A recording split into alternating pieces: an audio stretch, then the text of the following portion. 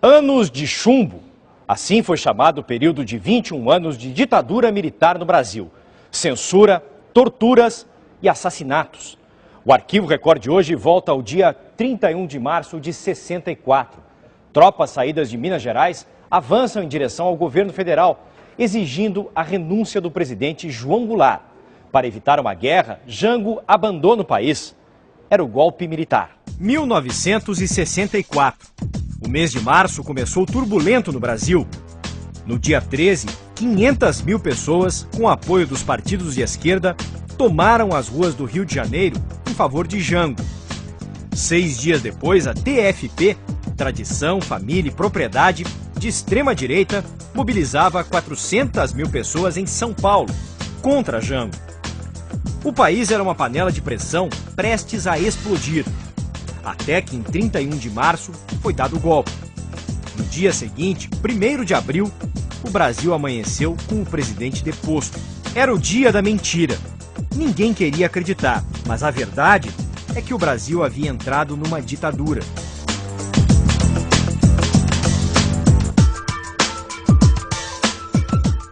Numa ditadura que duraria 21 anos.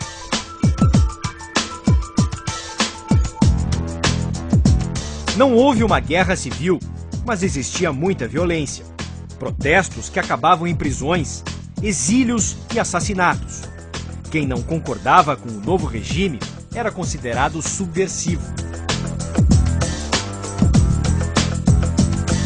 Em busca de segurança, o presidente deposto, João Goulart, viajou para Porto Alegre, onde Leonel Brizola o esperava. Apesar da insistência de Brizola, Jango desistiu de um confronto militar com os golpistas e seguiu para o exílio no Uruguai. Só voltou ao Brasil em 76 para ser sepultado. Uma soma de fatores levou ao golpe militar, mas o principal argumento dos que tomaram o poder era o de evitar a instalação de um governo totalitário comunista. A partir do final da Segunda Guerra, com a divisão do mundo em 2 blocos, o capitalista e o socialista, os Estados Unidos começaram a aprofundar os laços com a América Latina. Os esquerdistas tornaram-se o inimigo a ser combatido. E assim, seguiram-se as ditaduras no Brasil, no Uruguai, no Chile e na Argentina. Recentemente surgiu uma nova versão para a morte de Jango, que ainda está sendo investigada. Segundo um ex-agente do Serviço de Inteligência uruguaio, o ex-presidente foi assassinado. Ele teria morrido envenenado e não de infarto, como foi divulgado na época. O ex-agente diz que o contato entre o Serviço de Inteligência uruguaio e o governo brasileiro era feito na época pelo delegado Sérgio Fleury, que comandava em São Paulo o DOPS, o Departamento de Ordem Política e Social. Jango deveria ser eliminado. Com autorização do então presidente Ernesto Geisel, o delegado teria dado a ordem para que Jango fosse assassinado. Carlos Milies Golugos foi o encarregado de trocar os remédios que Jango tomava. Ele foi no Uruguai e transmitiu para nós que havia que dar um jeito em Jango Goulart porque o presidente não queria mais ele vivo. João Goulart morreu no mesmo ano que Juscelino Kubitschek, em 1976. Após o golpe militar, o general Castelo Branco assume a presidência. Caça os direitos políticos por 10 anos de 337 pessoas, entre elas os ex-presidentes Juscelino, Jango e Jânio, e altera os rumos da política econômica. São extintos os partidos políticos existentes e é introduzido o bipartidarismo. Aparecem a Arena e o MDB. Logo depois de Castelo Branco, Costa e Silva assume a presidência da República, com um governo mais linha dura. Organiza-se a Frente Ampla, reunindo líderes caçados como Juscelino Kubitschek e Carlos Lacerda. Costa e Silva proíbe a Frente Ampla, determina a apreensão de livros, jornais e revistas. Além disso, impede qualquer manifestação de rua.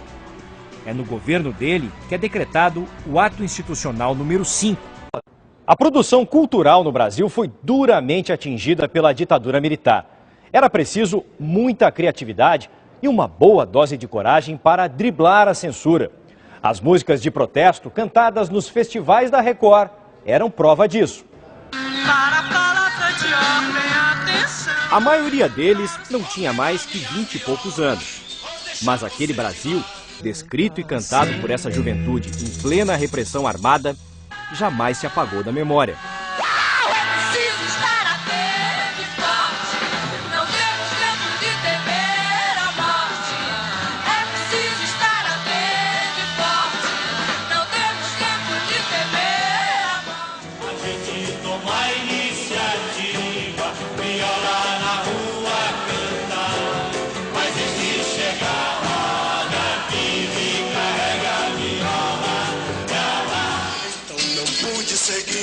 Valente, lugar-tenente, de dono de gado e gente, porque gado a gente mata, tange ferro, engorde mar.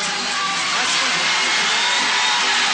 se não concordar, não posso me desculpar, não canto pra enganar, vou pegar minha viola, vou deixar você de lado, vou cantar no lugar, na boiada já fui bom. A censura e os censores da época não conseguiram impedir a crítica de uma geração inteira, cantada em códigos, de maneira velada. E o público reagia emocionado aos refrões que falavam de união, verdade e liberdade. O cordão da liberdade, ensaiado com carinho, pelo Zé Redinguinho e pelo Chico, pelo Napoleão, essa fantasia.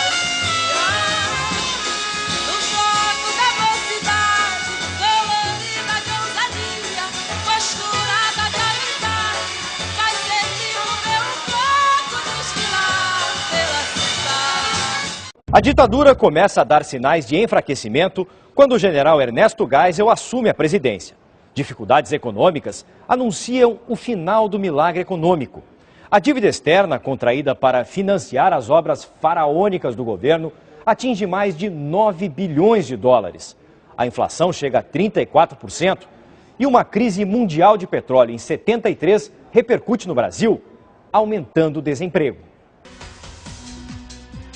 Com Geisel começa uma abertura política lenta e gradual.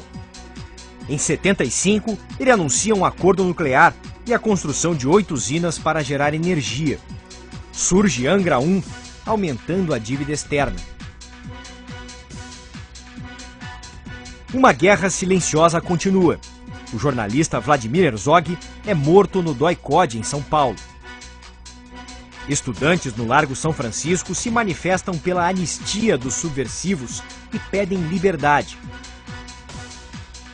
Os jornais Opinião e o Carioca param de circular. Logo depois, desaparece a revista Realidade. Em 1979, já no governo Figueiredo, os presos políticos foram anistiados e os exilados começaram a voltar ao Brasil. Em 82, foram escolhidos de forma direta os novos governadores. Em 1984, o povo saiu às ruas, exigindo eleições diretas para presidente. Foi a maior manifestação política do Brasil. A emenda que pedia as diretas não conseguiu votos suficientes para ser aprovada na Câmara, contrariando a expectativa da população. Tancredo Neves foi escolhido candidato de oposição nas eleições indiretas. A indicação do governo era disputada entre Paulo Maluf e Mário Andreasa. Com a vitória de Maluf nas prévias do PDS, o partido se dividiu. A Frente Liberal resolveu apoiar Tancredo, indicando como candidato a vice José Sarney. Tancredo venceu no colégio eleitoral no dia 15 de janeiro de 85, mas não chegou a assumir. Antes da posse, ele foi internado com uma crise de diverticulite. A doença o mataria no dia 21 de abril de 85. Em seu lugar, assumiu o vice José Sarney, primeiro presidente civil depois de um ciclo de 21 anos de governos militares. O programa de hoje fica por aqui.